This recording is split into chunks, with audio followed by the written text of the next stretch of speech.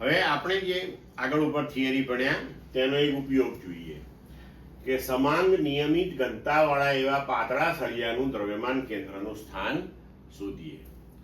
તો આપણે અહીંયા આગળ એક આકૃતિમાં દર્શાવ્યા મુજબ L લંબાઈનો પાતળો સળિયો કે જે x અક્ષ સાથે સંપાત થયેલો છે તેવું કલ્પી લઈએ અને તેના એક છેડે યામાક્ષ પદ્ધતિનું ઉગમ બિંદુ રહેલું છે. બરોબર છે. હવે આ સળિયાનું જો દ્રવ્યમાન કેન્દ્ર આપણે શોધવું હોય તો જેમ આગળ દર્શાવ્યું તેમ આપણે આ સળિયાને અનેક સૂક્ષ્મ ખંડોની અંદર વિભાજિત થયેલો કલ્પી અને પછી આગળ જે આપણે થિયરીમાં સમીકરણો મેળવ્યા તેને અનુરૂપ આપણે તેનું દ્રવ્યમાન કેન્દ્ર શોધી શકીએ. હવે અહીંયા આપણે x અક્ષ ઉપરની સમમિતિ લીધી છે તો સ્વાભાવિક છે કે આ સળિયાનું દ્રવ્યમાન કેન્દ્ર પણ x અક્ષ ઉપર જ આવેલું હશે.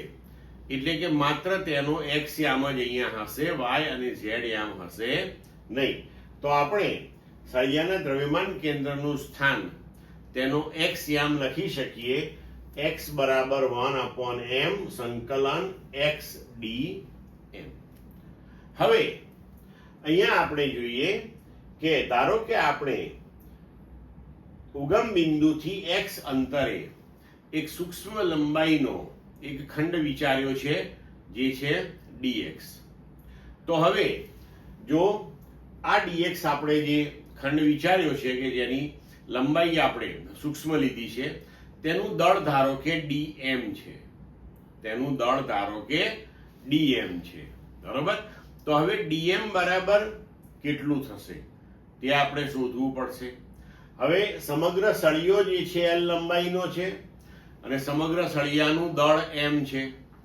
તો સળિયાની એકમ લંબાઈ દીઠ દ્રવ્યમાન જે છે, બરોબર, જેને આપણે તેની રેખીય દળ ઘનતા કહીએ છીએ, તેને લેમ્બડાથી દર્શાવીએ તો લેમ્બડા બરાબર એકમ લંબાઈ દીઠ દળ બરાબર કુલ દળ ભાગ્યા કુલ લંબાઈ.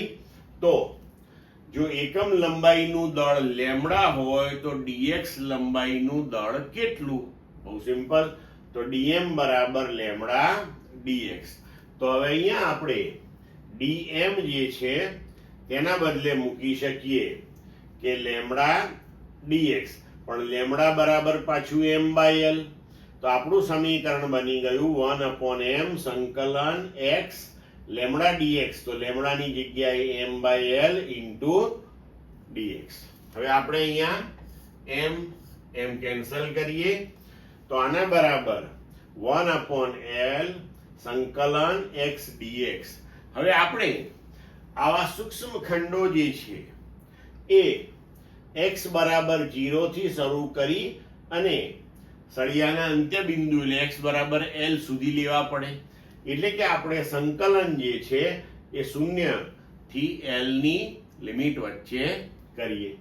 તો હવે 1/l x નું સંકલન x²/2 લિમિટ મૂકી 0 થી l. તો 1/l પહેલા અપર લિમિટ મૂકીએ તો l², પછી લોઅર લિમિટ 0 એટલે જરૂર નથી.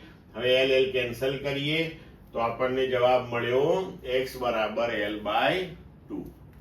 એટલે કે અહીંયા તમે જોઈ શકો છો કે સળિયાના દ્રવ્યમાન કેન્દ્રનું સ્થાન સળિયાની લંબાઈના મધ્યમાં એટલે કે તેના ભૌમિતિક કેન્દ્ર ઉપર આવે છે.